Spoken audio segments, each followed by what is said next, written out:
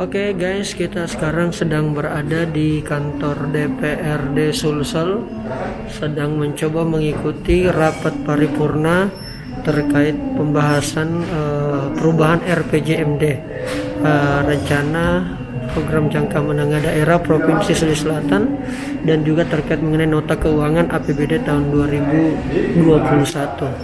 Sekarang sedang rapat paripurna di dalam. Tadi saya sudah masuk, ini tadi sudah diskorsing dan kemudian kembali dimulai. Seperti apa kondisinya ya, coba nanti kita lihat ke dalam, apakah ramai atau justru malah sepi.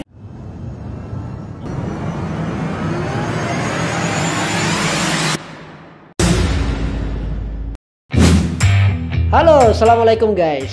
Saya ingin kemudian memberikan informasi kepada kita semua.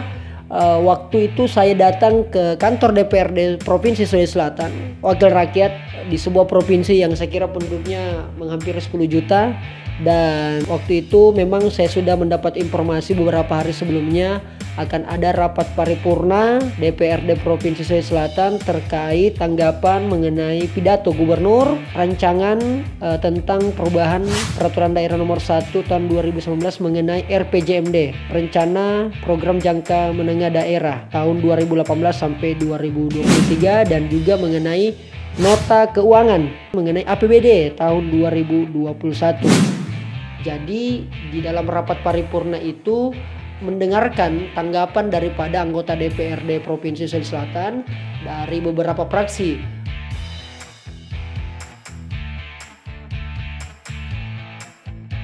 Yang membuat saya kemudian agak tercengang karena kondisi yang harusnya kantor DPRD Sulsel ini dari total 85 anggota yang kemudian menghadiri rapat paripurna itu sangat sangat sedikit. Kalau saya tidak salah, pertama saya melihat itu tidak sampai 20 orang. Yang kemudian sempat diskorsing tidak sampai lagi 10 orang kurang lebih. Ya sekitar itu. Tentu ini secara pribadi saya sangat menyayangkan karena harusnya dipenuhi oleh mayoritas anggota DPRD.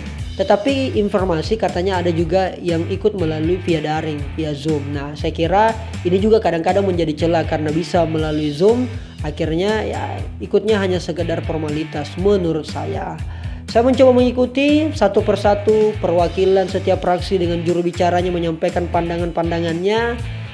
Baik itu terkait mengenai RPJMD, mengenai karena katanya ada yang berubah dari peraturan pemerintah, akhirnya kemudian pemerintah Provinsi Sulawesi Selatan harus menyesuaikan dengan keadaan yang ada. Begitupun juga dengan nota keuangan APBD tahun 2021 mengenai pendapatannya ke depan, dan juga mengenai anggaran belanja yang kemudian akan diperuntukkan tentunya untuk kesejahteraan masyarakat Provinsi Sulawesi Selatan. Ada beberapa yang cukup mencolok di situ. Hampir semua fraksi menyoal soal pembangunan Twin Tower yang kemudian itu sudah dibangun, sudah ada peletakan batu pertama sebelumnya, dan itu banyak disoal. Tapi yang kemudian muncul selalu soal mengenai status kepemilikan tanah, karena ada isu yang beredar bahwa ini memang dibangun pemerintah provinsi, satunya lagi kantor DPRD, bahkan katanya ada hotel, ada mall juga dan sebagainya menurut informasi yang beredar.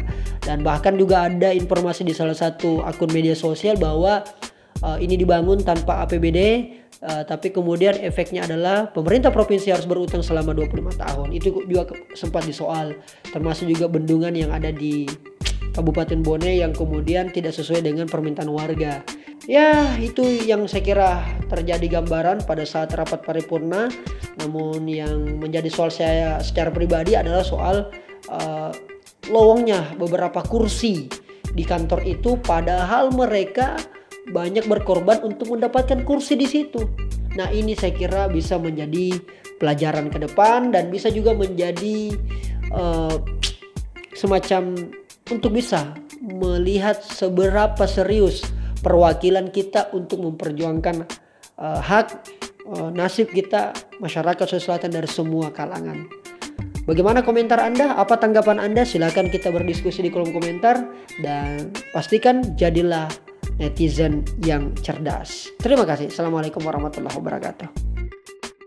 Terima kasih nice people. Alright baby. sudah menonton konten ini sampai habis. Terima kasih jempolnya, dan apabila konten ini bermanfaat silakan share sebanyak-banyaknya sebagai bentuk dukungan.